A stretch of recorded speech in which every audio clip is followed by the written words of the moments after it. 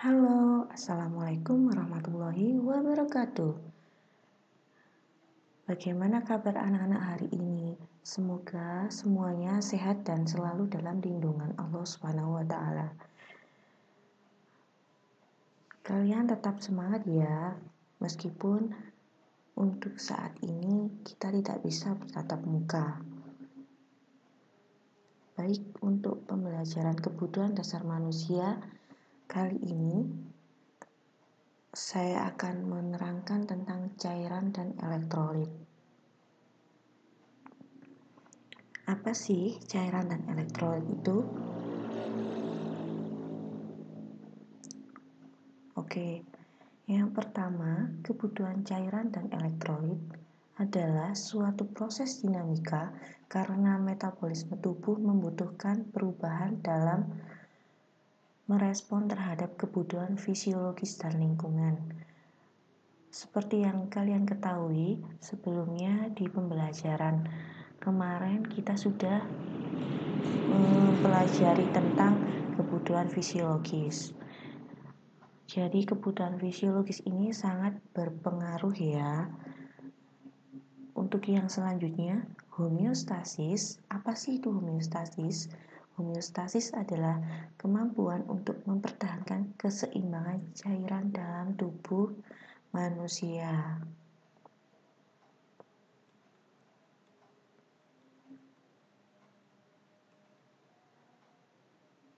Next, sistem tubuh yang berperan dalam keseimbangan cairan dan elektrolit. Di sini apa saja sih sistem tubuh yang berperan dalam keseimbangan cairan dan elektrolit? Yang pertama itu ada ginjal. Di sini ginjal itu perannya cukup besar ya, karena sebagai pengatur air, mengatur konsentrasi garam dalam darah, keseimbangan asam basa, serta ekskresi bahan buangan atau kelebihan garam. Yang kedua, kulit. Kulit ini lebih berperan ke proses pengaturan panas. Dengan cara bagaimana? Dengan cara penguapan. Jadi, jumlah keringat yang kita keluarkan itu tergantung banyak darah yang mengalir melalui pembuluh darah dalam kulit. Next, yang ketiga ada paru. Paru di sini perannya mengeluarkan cairan dengan menghasilkan insensable water itu kurang lebih 400 ml per hari. Nanti responnya itu akibat perubahan upaya kemampuan kita bernafas. Yang keempat ada gastrointestinal, yaitu mengeluarkan cairan melalui proses penyerapan dan pengeluaran air dalam kondisi normal.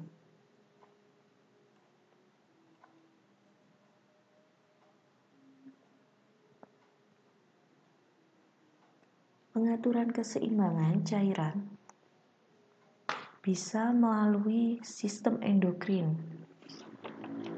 yaitu sistem hormonal salah satunya. Jadi contoh sistem hormonal yang pertama ada ADH. ADH ini memiliki peran meningkatkan reabsorpsi air sehingga dapat mengendalikan keseimbangan air dalam tubuh kita. Jadi ini bisa berperan untuk keseimbangan air dalam tubuh kita. Oke, yang kedua ada aldosteron. Itu berfungsi sebagai absorpsi natrium yang disekresi oleh kelenjar adrenal di tubulus ginjal. Dan untuk proses pengeluaran aldosteron ini diatur oleh adanya perubahan konsentrasi kalium, natrium, dan sistem angiotensi renin. Yang ketiga ada prostaglandin.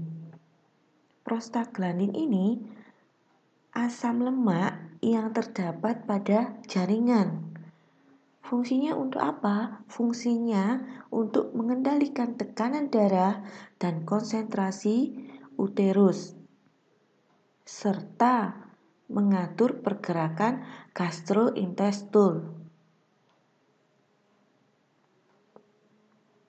Pada ginjal, asam lemak ini berperan dalam mengatur sirkulasi ginjal. Oke, yang keempat ada glukokortikoid. Ini berfungsi untuk mengatur peningkatan reabsorpsi natrium dan air yang menyebabkan volume darah meningkat sehingga terjadi retensi natrium.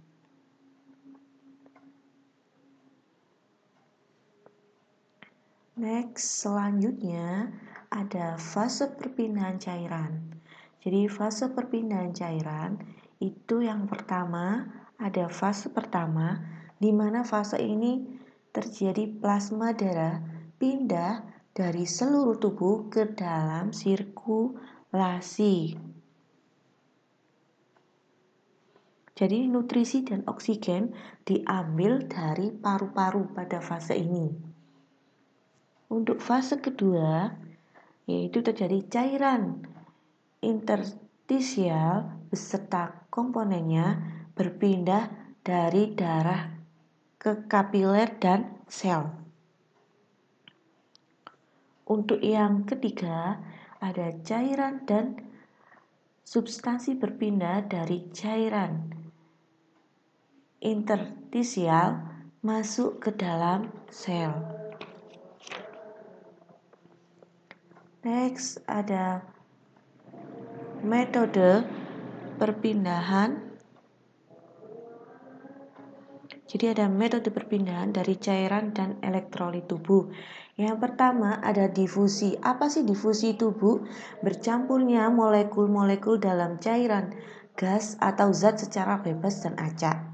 Yang kedua ada osmosis, yaitu perpindahan zat ke larutan lain melalui membran semi-permeable. Di sini kita dapat mengukur kepekatan larutan dengan menggunakan satuan nol yang disebut osmolaritas. Yang ketiga ada transport aktif, jadi gerak zat yang akan berdifusi dan berosmosis. Proses pengaturan cairan dapat dipengaruhi oleh tekanan cairan. Di sini tekanan cairan ada dua, yaitu koloid dan kristaloid. Koloid itu konsentrasi lebih pekat molekulnya tidak dapat digabung, sedangkan kristaloid itu mempunyai kepekatan yang sama dan dapat digabung. Oke, di video pembelajaran hari ini sampai sini dulu ya anak-anak. Semoga bermanfaat dan menjadikan pengetahuan untuk kalian semua.